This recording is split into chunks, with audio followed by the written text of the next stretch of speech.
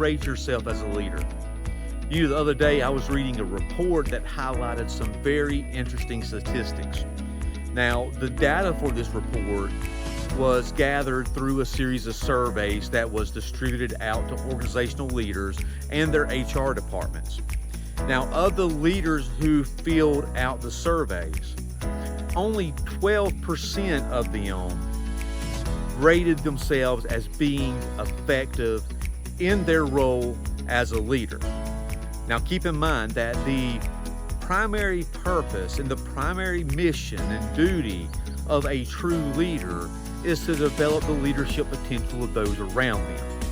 And that really kind of bleeds into them creating future leaders for the organization. So only 12% of them viewed themselves as being effective in that capacity. That was reinforced by the results of the HR leaders or HR directors who completed the surveys. And of the HR individuals, only 11% of them reported that their organization has basically an appropriate leadership bench. In other words, only 11% of HR individuals said that their organization has somebody waiting in the wings for when their current executive leadership was to leave or retire or whatever, that they have somebody waiting to take the reins and take the ball and run with it without skipping a beat. Only 11% of HR directors reported that being in their organization. Now, when you look at that too, of these same HR directors, about 50% of them suggested that in the future, their organization is going to witness a severe leadership problem because they really don't have effective leadership now. So here's the thing. When we talk about leadership development, each year here in the United States, we spend roughly about $46 billion on leadership development. Now, the leadership development that we oftentimes take part in is essentially the same things that's been taught and the same things that's been practiced for the past 40 or 50 years. And if we look at the data from that, it really hasn't worked that well because research has shown that those type of leadership strategies have only led to roughly about a 10% sustained behavioral change for those who actually go through that leadership program. So we need to do something different going forward. We can't rely on just the same old canned leadership development principles. We have to really kind of focus it in and make it custom to the organizations that we're dealing with. Now, here's the thing. When we talk to organizational leaders, a lot of them are a little hesitant to say, yes, we need leadership development, or yes, I'm struggling in my role of a leader. A lot of them, like all of us, we're facing different type of tasks that we have to do, different deadlines.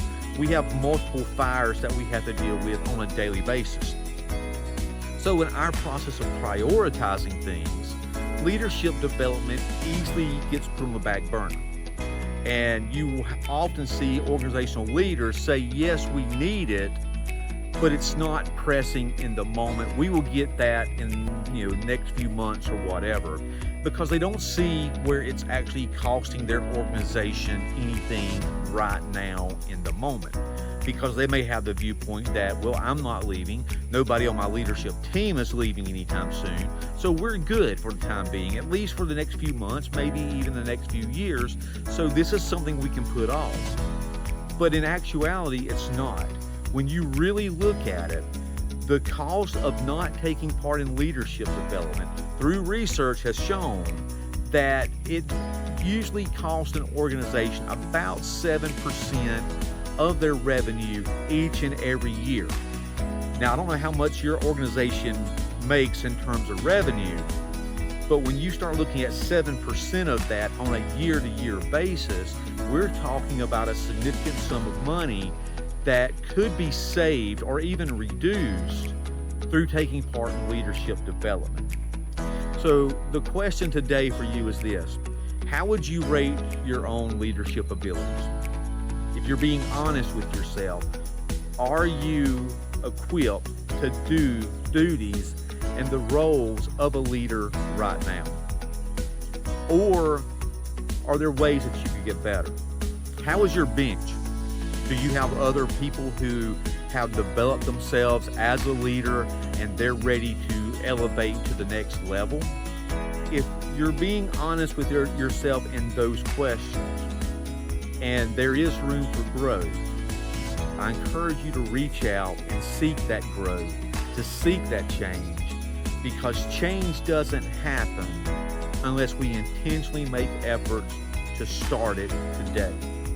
Don't wait for a few months to pass or even a few years to pass. Your organization, your people, your leadership team, you all need it now, not later in the future.